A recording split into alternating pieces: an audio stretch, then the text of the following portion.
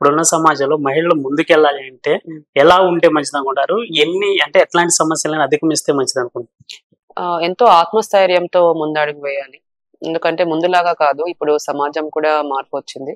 మహిళలు వచ్చి మేము ఉపాధి కోసం వస్తామంటే ఎక్కువ మంది ఓపెన్ అప్ కూడా అవుతున్నారు.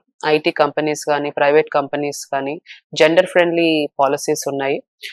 కాబట్టి అమ్మాయిలు చేయాల్సిందేంటంటే బాగా చదువుకోవాలి. చదువన్నది చాలా ఇంపార్టెంట్. నా చదువు వల్లనే నేను ఈరోజు ఈ స్థానంలో ఉన్నాను. సో, అమ్మాయిలు గూడా చదువుకొని మీకంటూ ఒక గోల్ ఏర్పాటు చేసుకోవాలి. ఏదైనా కానీ మీరేం అవ్వాలనుకుంటున్నారో, ఒక 6, 7 సంవత్సరాల తర్వాత మిమ్మల్ని ఏ విధంగా చూడాలనుకుంటున్నారు? లాయరా? డాక్టరా? టీచరా? ఆఫీసరా? ఒక గోల్ ఏర్పాటు చేసుకొని చదువుకోవాలి. చదువు వల్ల ఎంపవర్‌మెంట్ అన్నదొస్తది. వారు మంచి ఉపాధి అవకాశాలు చదువు వల్లనే వస్తాయి.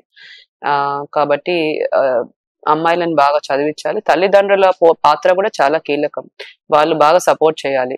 జనరల్లీ అబ్బాయిలను హైర్ స్టడీస్ వరకు పంపిస్తుంటారు. బాగా సపోర్ట్ జేస్తారు.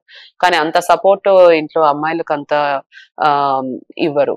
బట్ తల్లిదండ్రులు ఎక్కడైతే ఇద్దరికీ కూడా సమానమైన అవకాశాలు ఇస్తారో, అక్కడ బాలికలు గూడా బాగా రాణిస్తారు.